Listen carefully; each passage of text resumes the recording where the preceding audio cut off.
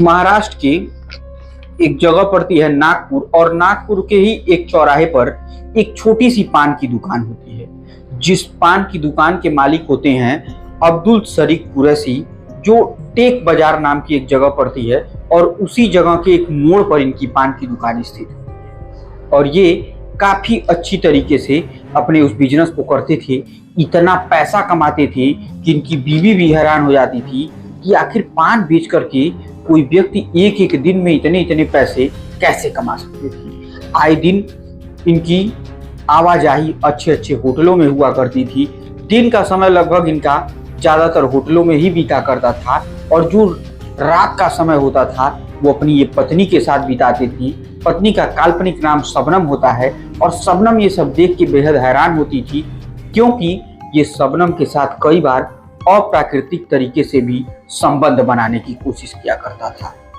इस तरीके से इसने उसको डरा धमका कर रखता था घर में कि वो बेहद इसकी प्रताड़नाओं से परेशान हो जाया करती थी। जब भी वो मना करती कि मैं तुम्हारे साथ इस तरीके से संबंध नहीं बनाऊंगी, तो बार बार इसे पीट दिया करता था।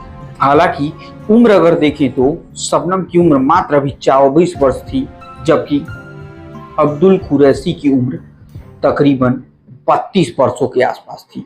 बावजूद उसकी इच्छाएं इतनी तीव्र थी कि इसे ये 24 वर्ष की लड़की सह नहीं पाती थी, और ये आखिरकार बेहद परेशान हो जाती है अपनी पति से। और पति न जाने किस तरीके से उसे ब्लैकमेलिंग के साथ साथ इतनी मार मारता था कि पत्नी उससे एकदम बिल्कुल परेशान हो चुकी होती है। उसे समझ में नहीं आता कि अब आगे वो करे तो क्या करे।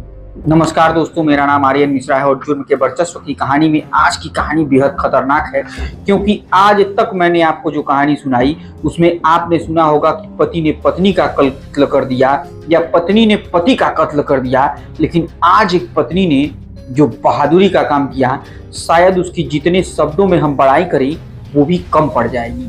क्योंकि अगर वो पत्नी ना होती तो एक नहीं दो नहीं तकरीबन 5 से 10 जिंदगियां बर्बाद हो जाती। जी हाँ दोस्तों, आज की इस कहानी का टाइटल है बलात्कार, ब्लैकमेलिंग, पति की खौफनाक कहानी। ये यकीन मानिए, इस कहानी को अंत तक जरूर सुनिएगा, और कमेंट बॉक्स में इस पत्नी के लिए 2 शब्द लिखना बिल्कुल मत भूलिएगा। चाहे आप वीडियो पर कमेंट करें या ना करें, लेकिन इस पत्नी के लिए 2 शब्द जरूर लिखिएगा। तो देर ना करते हुए दोस्तों, हम आज के जुर्म के वर्चस्व की कहानी पर ही सीधे आते हैं। दरअसल दोस्तों, एक महिला होती है जिसका नाम मोनिका होता है, और मोनिका एक काल्पनिक नाम है, क्योंकि इतनी सारी महिलाएं हैं जो अपनी डिटेल को देना नहीं चाह रही हैं, लेकिन हम एक एक कर सबकी कहानी जानने की कोशिश करेंगे। दरअसल इसे एक हिंदू नाम के विजय नाम के व्यक्ति से प्यार हो जाता है। मोनिका पहले से शादीशुदा थी, लेकिन इस 32 वर्षीय विजय नाम के शख्स से, शादीशुदा वाले शख्स से इसे प्यार हो जाता है। अब एक दिन ये दोनों लोग मिलते हैं, और मिलते मिलते ये मोहब्बत कुछ इस कदर कुर्बान चढ़ने के लिए बेकरार रहती है कि किसी को कुछ समझ में नहीं आता। मोनिका भी नहीं सोच पाती कि उसके बच्चे हैं, उसके पति हैं, बावजूद उसे इससे प्यार करने की क्या जरूरत है। लेकिन आजकल हवस किसको छोड़ देता है। हवस के चक्कर में लोग तो इतने पागल हो चुके हैं कि अपने बच्चे को छोड़ देते हैं, पति को छोड़ देते हैं, माँ बाप को छोड़ देते हैं, और सिर्फ प्रेमी इतना प्रिय हो जाता है कि सब कुछ भूल जाते हैं। ठीक वही काम मोनिका भी करती है, लेकिन वो छोड़ती किसी को नहीं है। साथ साथ अब धीरे धीरे शारीरिक संबंध इस विजय नाम के व्यक्ति के साथ बनाना शुरू करती है। आखिर एक दिन ये होटल में जाती है, और अब दोनों की रजामंदी से ये संबंध बनना शुरू होता है। विजय जैसे ही उसे देखता है तो मानो उसके अंदर एक नई जोश और जुनून, जैसे किसी महिला का बलात्कार किया जा रहा हो, उस तरीके से वो उसे नोचना चोथना शुरू करता है। और उसके बाद मोनिका को कुछ अंदाजा नहीं रहता है कि इसके बाद जो घटना उसके साथ होने वाली है, उसके बारे में उसने सोचा भी नहीं होगा। अब मोनिका अपने प्रेमी यानी विजय का पूरा साथ देती है, और धीरे धीरे करके दोनों के बीच प्रेम प्रगाढ़ बढ़ता जाता है। लेकिन जैसे ही विजय संबंध बना लेता है, मोनिका अपने घर पहुंचती है तो उसके मोबाइल पर एक छोटी सी वीडियो क्लिप जाती है, और उसकी वीडियो क्लिप देखने के बाद मोनिका के पैरों तले तो मानो जमीन खिसक जाती है, क्योंकि जो काम उसने विजय के साथ मिलकर उस होटल में किया रहता है, उसी की एक वीडियो की छोटा सा पार्ट मोनिका के पास चला जाता है। अब मोनिका बिल्कुल हैरान परेशान होकर विजय के पास फोन करती है कि इस तरीके की मेरे पास एक नंबर से वीडियो क्लिप आई है। तो वो हंसने लगता है, कहता है कि अभी तो तुम सिर्फ वीडियो क्लिप देखी हो, उसकी पूरी वीडियो मेरे पास है और इज्जत से 10,000 रुपए मुझे दो, वरना ये वीडियो मैं सोशल मीडिया पर वायरल कर दूंगा और तुम्हारी इज्जत की ऐसी तैसी कर दूंगा। इस पर मोनिका को तो मतलब विश्वास ही नहीं हो रहा था कि जिस शख्स से वो प्यार कर रही है वो शख्स उसके साथ इतना गलत कर रहा है। और वो रोने लगती है, उससे गिड़गिड़ाने लगती है, माफी मांगने लगती है, बोलती है कि तुम जो बोलोगे मैं सब करने के लिए तैयार हूँ। लेकिन विजय को तो सिर्फ और सिर्फ पैसे से मतलब था और इन्हीं पैसों के लिए अब ब्लैकमेलिंग का काम वो शुरू कर देता है। इसी तरीके से फिर एक और घटना सामने आती है। शालिनी के साथ भी सेम इसी तरीके का प्रोसेस किया जाता है और उसे की भी वीडियो बनाकर उसके व्हाट्सएप पर भेजकर उससे भी पैसे वसूले जाते हैं। धीरे धीरे ये संख्या तकरीबन 5 के आसपास हो जाती है। लेकिन अब एक जो चौंकाने वाली मामला सामने आता है वो ये होता है कि एक लड़की जो नागपुर के बगल वाले जिले में रहती है और जिसकी उम्र मात्र अभी 19 वर्ष की रहती है, जिसका नाम काल्पनिक नाम सोनी होता है और वो नागपुर अपनी पढ़ाई करने के लिए आती है और मात्र 19 वर्ष की वो लड़की जैसे ही यहाँ आती है कमरे ढूंढती है और कमरे ढूंढकर रहना शुरू कर देती है। एक दिन आते जाते उसकी मुलाकात एक शख्स से होती है जिसका नाम होता है साहिल शर्मा। और जो साहिल शर्मा होता है इसकी भी उम्र तकरीबन 32 साल के आसपास होती है और इस लड़की सोनी की उम्र मात्र 19 साल के आसपास होती है। दोनों एक दूसरे से बातचीत करना शुरू करते हैं। इधर साहिल काफी पैसे वाला आदमी था तो जब भी उससे मिलता तो कुछ न कुछ सोनी को दे दिया करता और धीरे धीरे सोनी को वो पैसे दे दे करके अपने गिरफ्त में कुछ इस कदर लेता चला जाता है कि सोनी को अब ये समझ में नहीं आता है कि इतनी अच्छी पार्टी मिली है, मुझे रोज पैसे मिल रहे हैं, अच्छे अच्छे होटलों में खाना खिला रहा है, इससे अच्छा मेरे लिए क्या हो सकता है। आखिरकार एक दिन साहिल ने अपने दिल की बात कह दी, मैं तुमसे बहुत प्यार करता हूँ और मैं सिर्फ और सिर्फ तुम्ही से शादी करूंगा। मेरी शादी तो हालांकि हो चुकी है लेकिन फिर भी मैं तुमसे शादी करूंगा क्योंकि मैं तुमसे बहुत ज्यादा प्यार करता हूँ।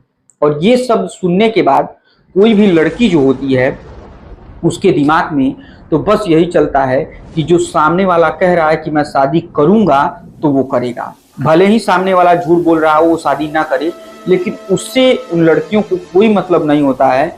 उन्हें तो सिर्फ इन बातों से मतलब होता है कि वो कह रहा है तो शादी जरूर करेगा। और इस जाल में अब सोनी भी फंसने वाली थी और ये उसी जाल में फंस जाती है। आखिरकार जब शादी तक बात पहुंच जाए और प्रेम प्रसंग शुरू हो जाए तो दोनों के बीच में संबंध कैसे ना बने ये तो संभव ही नहीं है।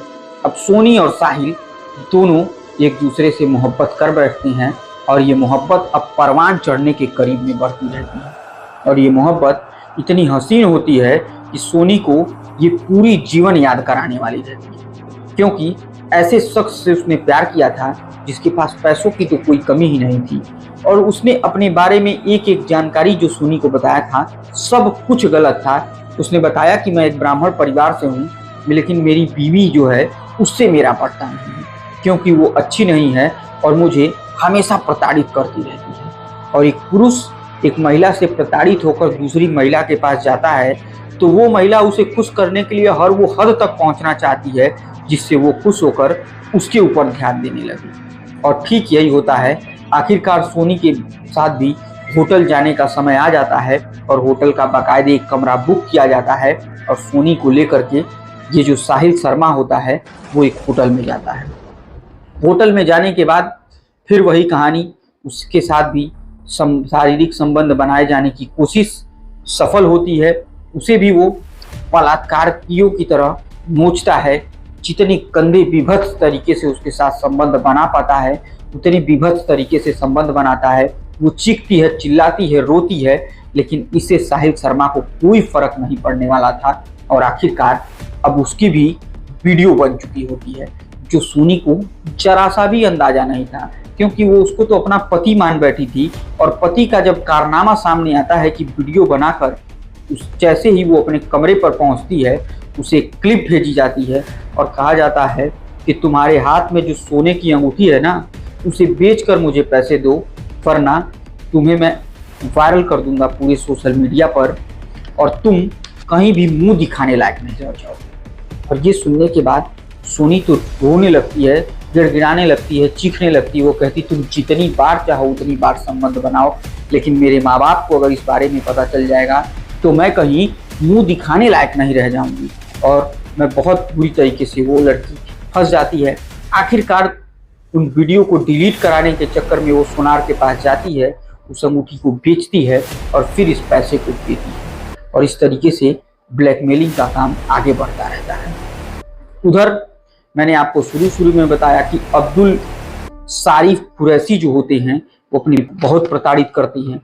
और इधर पत्नी बार बार देखती है कि ये होटल में जा रहा है, पान की दुकान से इतना पैसा कहाँ से आ रहा है। अपने एक रिश्तेदार के माध्यम से व्हाट्सएप मोबाइल, जो अपने पति यानी अब्दुल का जो व्हाट्सएप होता है उसका एक क्लोन अपने मोबाइल में लगाती है। और उसके बाद वो देखती है कि ये व्यक्ति एक नहीं दो नहीं बल्कि 4 से 5 महिलाओं के साथ शारीरिक संबंध में है। उनकी वीडियो इसके मोबाइल में है। जब भी उसे पैसे की जरूरत पड़ती वो वीडियो एक को शेयर करता और उससे पैसे मंगा लेता। और जब उसने अपने पति के बारे में इतनी काली करतूत को देखा, उसके तो पैरों तले जमीन खिसक गई और उसने कहा कि मैं तो बर्बादी हो रही हूँ, लेकिन इन 5 महिलाओं को मैं आबाद करके जरूर रहूंगी। और आखिरकार इस लड़की सहित उसने 5 से संपर्क किया। और संपर्क करने के बाद जब सभी लोगों को उसने बताया कि इसका नाम अब्दुल सारिफ कुरैशी है, न कि विजय और न ही साहिल शर्मा है, तो सभी महिलाओं और लड़की के पैरों तले मानो जमीन खिसक जाता है।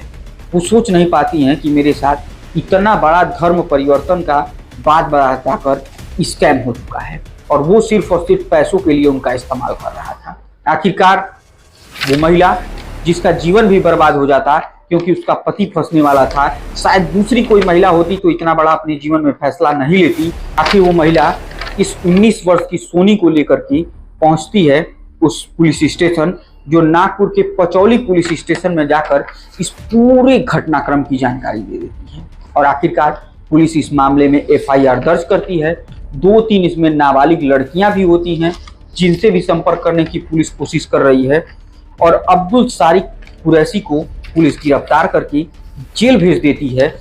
तो आप सोच सकते हैं दोस्तों कि इस महिला की इस तरीके से निडर होना, और इसने अपने मन में ठान रखा था कि भले ही मैं अलग धर्म से हूँ, लेकिन मुझे उन धर्मों को नहीं, जात पात को नहीं, सिर्फ और सिर्फ महिला का सम्मान को देखते हुए, और उसने अपने पति के जाल से किस तरीके से इन महिलाओं को मुक्त कराया, वो सारी वीडियो डिलीट किया और उसके बाद उसे सलाखों के पीछे भी पहुंचा दिया। तो ये थी दोस्तों आज के जुर्म के वर्चस्व की कहानी।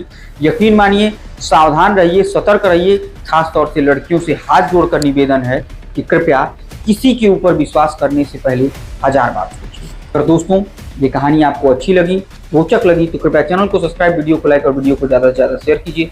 तब तक के लिए मुझे दीजिए इजाज़त। जय हिंद, जय भारत।